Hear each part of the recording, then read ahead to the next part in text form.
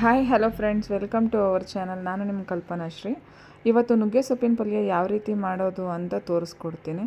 ಮಾಡುವುದಕ್ಕೆ ಬೇಕಾಗುವ ಸಾಮಗ್ರಿಗಳು ನೋಡಿ. ನಾನು ನುಗ್ಗೆ ಸೊಪ್ಪನ್ನು ಈ ಥರ ಬಿಡಿಸಿ ತೊಳೆದಿಟ್ಕೊಂಡಿದ್ದೀನಿ ನೋಡಿ. 2 ಈರುಳ್ಳಿ ತೊಗೊಳ್ಳಿ, 7ರಿಂದ 8 ಒಣಮೆಣ್ಸಿನ್ಕಾಯಿ, ಸಾಸಿವೆ, 150 ಗ್ರಾಮ್ ಕಡಲೆಬೀಜ, ಕಡಲೆಬೇಳೆ, ಉದ್ದಿನಬೇಳೆ 1 ಟೇಬಲ್ ಸ್ಪೂನು, ಸಾಸಿವೆ, ಕರಿಬೇವು, ಬೇಕಾಗುವಷ್ಟು ಎಣ್ಣೆ. ನಾನು 3 ಟೇಬಲ್ ಅಷ್ಟು ಎಣ್ಣೆ ಯೂಸ್ ಮಾಡಿ, ರುಚಿಗೆ ತಕ್ಕಷ್ಟು ಉಪ್ಪು.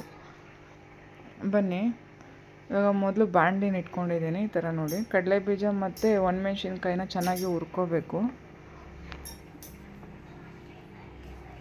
ನೋಡಿ. ಈ ಥರ ಒಂದು 5 ನಿಮಿಷ ಚೆನ್ನಾಗಿ ಹುರ್ಕೋಬೇಕು. 5 ನಿಮಿಷ ಆಗಿದೆ, ಚೆನ್ನಾಗಿ ಹುರ್ಕೊಂಡಿದ್ದೀನಿ. ಇವಾಗ ಕಡಲೆ ಬೀಜದ ಹೊಟ್ಟು ತೆಗಿಬೇಕು. ಸ್ವಲ್ಪ ಬಿಸಿ ತಣ್ಣಗಾದ್ಮೇಲೆ ಹೊಟ್ಟು ತೆಗಿಬೇಕು ನೋಡಿ. ಈ ಥರ ಹೊಟ್ಟು ತೆಗೆದ್ಬಿಟ್ಟು ಗ್ರೈಂಡ್ ಮಾಡ್ಕೋಬೇಕು ನೋಡಿ. ಇವಾಗ ನೀಟಾಗಿ ಈ ಥರ ಹೊಟ್ಟೆಲ್ಲ ಸಪ್ರೇಟ್ ಆಗಿದೆ. ಇವಾಗ ನಾನು ಇದನ್ನು ಗ್ರೈಂಡ್ ಮಾಡ್ಕೊತೀನಿ ನೋಡಿ. ಈ ಥರ ಚಿಕ್ಕ ಮಿಕ್ಸಿ ಜಾರಿಗೆ ಒಣಮೆಣ್ಸಿನ್ಕಾಯಿ ಮತ್ತು ಕಡಲೆಬೀಜ ಹಾಕ್ಕೊತಿದ್ದೀನಿ. ಇವಾಗ ಗ್ರೈಂಡ್ ಮಾಡ್ಕೊತಿದ್ದೀನಿ. ಸ್ವಲ್ಪ ಈ ಥರ ತರ್ತರಿಯಾಗಿ ಇರಬೇಕು, ತುಂಬ ನೈಸಾಗಿ ಮಾಡ್ಕೋಬಾರ್ದು. ಇವಾಗ ಬಾಣಲಿಗೆ 3 ಟೇಬಲ್ ಸ್ಪೂನ್ ಎಣ್ಣೆ ಹಾಕಿದ್ದೀನಿ.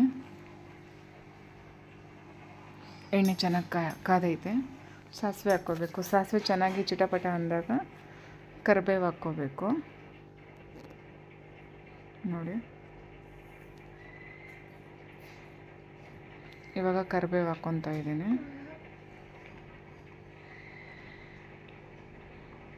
ಕಡಲೆಬೇಳೆ, ಉದ್ದಿನಬೇಳೆ 1 ಟೇಬಲ್ ಸ್ಪೂನ್ ತೊಗೊಂಡಿದ್ನಲ್ಲ, ಅದನ್ನು ಹಾಕ್ಕೋಬೇಕು. ಕಡಲೆಬೇಳೆ, ಉದ್ದಿನಬೇಳೆ ಗೋಲ್ಡ್ ಕಲರ್ ಬರೋವರೆಗೂ ಚೆನ್ನಾಗಿ ಹುರ್ಕೋಬೇಕು, ಫ್ರೈ ಮಾಡ್ಕೋಬೇಕು ನೋಡಿ. ಚೆನ್ನಾಗಿ ಇವಾಗ ಬಣ್ಣ ತಿರುಗ್ತಾ ಇದೆ. ಗೋಲ್ಡ್ ಕಲರ್ ಬರೋವರೆಗೂ ಈ ಥರ ಫ್ರೈ ಮಾಡ್ಕೋಬೇಕು.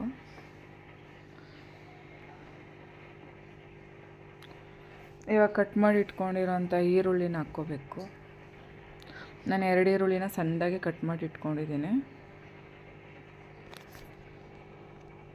ನೋಡಿ.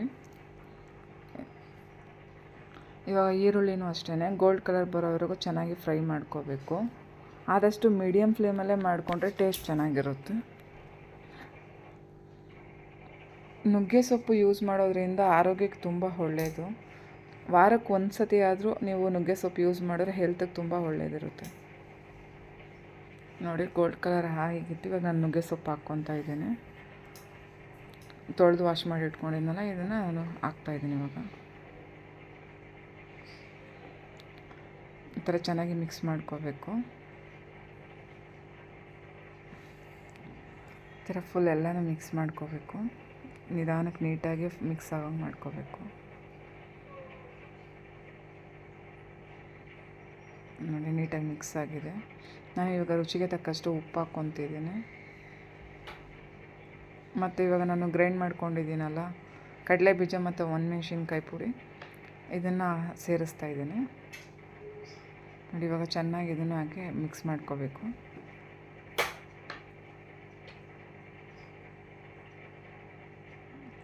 ನೋಡಿ. ನೀಟಾಗಿ ಈ ಥರ ಮಿಕ್ಸ್ ಮಾಡ್ಕೊಳ್ಳಿ. ನಿಧಾನಕ್ಕೆ ಮಿಕ್ಸ್ ಮಾಡ್ಕೊಳ್ಳಿ. ಸ್ಲೋ ಫ್ಲೇಮಲ್ಲಿರಲಿ, ಇಲ್ಲಾಂದರೆ ಸೊಪ್ಪು ತಳ ಹಿಡಿಯುತ್ತೆ. ನಾನು ಇದಕ್ಕೆ ಒಂದೇ ಒಂದು ಸ್ವಲ್ಪ ನೀರು ಹಾಕ್ಕೊತಾ ಇದ್ದೀನಿ. ಆದಷ್ಟು ಇದು ಎಣ್ಣೆಲೆ ಬೇಯುತ್ತೆ, ಬಟ್ ಆದರೂ ಸ್ವಲ್ಪ ಇನ್ನೊಂದು ಸ್ವಲ್ಪ ಸಾಫ್ಟ್ ಬೇಕು ಅಂತ ನಾನು ಸ್ವಲ್ಪ ವಾಟರ್ ಆ್ಯಡ್ ಮಾಡ್ತಿದ್ದೀನಿ ನೋಡಿ. ಇವಾಗ ಲಿಡ್ ಕ್ಲೋಸ್ ಮಾಡಿಕೊಂಡೆ ಒಂದು 5ರಿಂದ 6 ನಿಮಿಷ ಬೇಯಿಸ್ಕೊಂಡ್ರೆ ಸಾಕು. ಯಾಕಂದರೆ ನುಗ್ಗೆ ಸೊಪ್ಪು ಬೇಗನೆ ಬೇಯುತ್ತೆ, ಹಂಗಾಗಿ ಒಂದು 5ರಿಂದ 6 ನಿಮಿಷ ಬೇಯಿಸ್ಕೊಂಡ್ರೆ ಸಾಕು ನೋಡಿ. ಇವಾಗ ರುಚಿಯಾದ ನುಗ್ಗೆ ಸೊಪ್ಪು ಪಲ್ಯ ರೆಡಿ ಆಗಿದೆ ನೋಡಿ. ನಾನು ಇವಾಗ ಸರ್ವ್ ಮಾಡ್ಕೊತಾ ಇದ್ದೀನಿ ನೋಡಿ. ಫ್ರೆಂಡ್ಸ್, ನಾನು ಹಾಕಿರೋ ವಿಡಿಯೋ ನಿಮ್ಗೆ ಇಷ್ಟ ಆದರೆ ಲೈಕ್ ಮಾಡಿ, ಶೇರ್ ಮಾಡಿ, ಸಬ್ಸ್ಕ್ರೈಬ್ ಮಾಡಿ. Thank you friends.